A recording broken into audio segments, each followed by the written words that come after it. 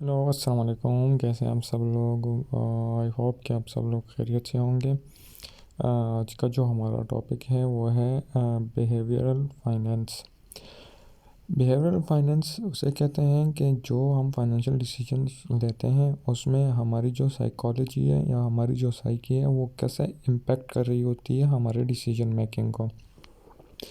Let's suppose हम जब कोई स्टॉक या कोई क्रिप्टो करेंसी ख़रीदते हैं तो उस टाइम हमारी जो फोकस होता है तो वो इस बात पे होता है कि हम इस पॉइंट पे बाय कर रहे हैं इसको, ठीक है, और लॉन्ग टर्म में जाके ये जो है ये हमें काफ़ी हाई रिटर्न देगी। तो इस पॉइंट को हम कहते हैं होप, ठीक है। होप के बाद फिर हमारा जो सेकंड पॉइंट आ जाता है, ठीक है, तो वो होता है ग्रीड।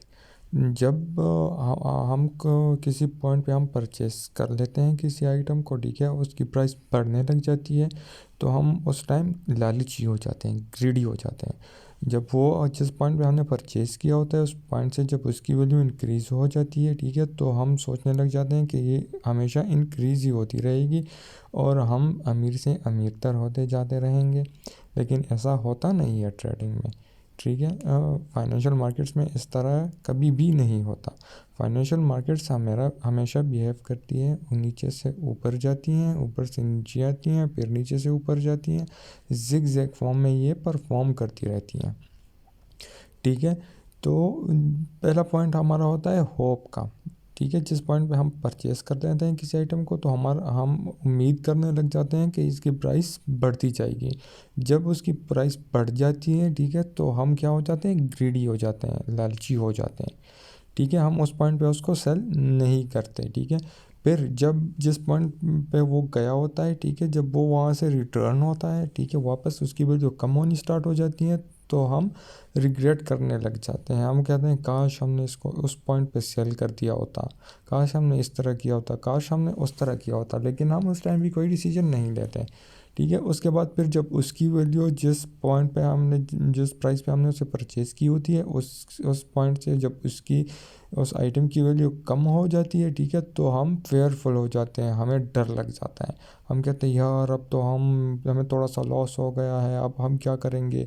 हम उसको उस पॉइंट पे भी सेल नहीं करते तो उसकी वैल्यू और भी कम हो जाती है। जब उसकी वैल्यू और भी कम हो जाती है तो हमारा डर हमारे ऊपर और गालिब आ जाता है, ठीक है।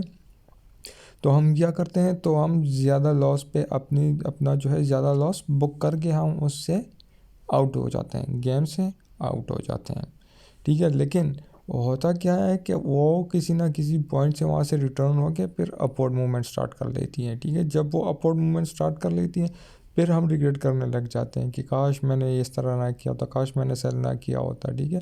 तो ये होता है बिहेवियरल डिसीजन मेकिंग या बिहेवियरल फाइनेंस, ठीक है।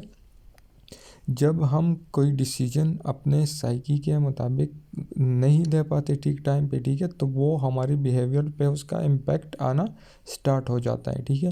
जब भी हम लॉन्ग टर्म इन्वेस्टमेंट करें तो उसमें फिर हम इन्वेस्ट करके, ठीक है, बस उस आइटम को भूल ही जाते हैं, ठीक है। हफ्ते में महीने में एक बार देखते हैं उसको, उसकी प्राइस को देख के बस फिर बंद कर लेते हैं, ठीक है, अपने स्क्रीन को। लेकिन जब हम ट्रेडिंग करते हैं, ठीक है, तो ये चीज़ उसको बहुत ज़्यादा इस पे बहुत ज़्यादा इम्पैक्ट होता है इस चीज़ का, बिहेवियरल फाइनेंस का।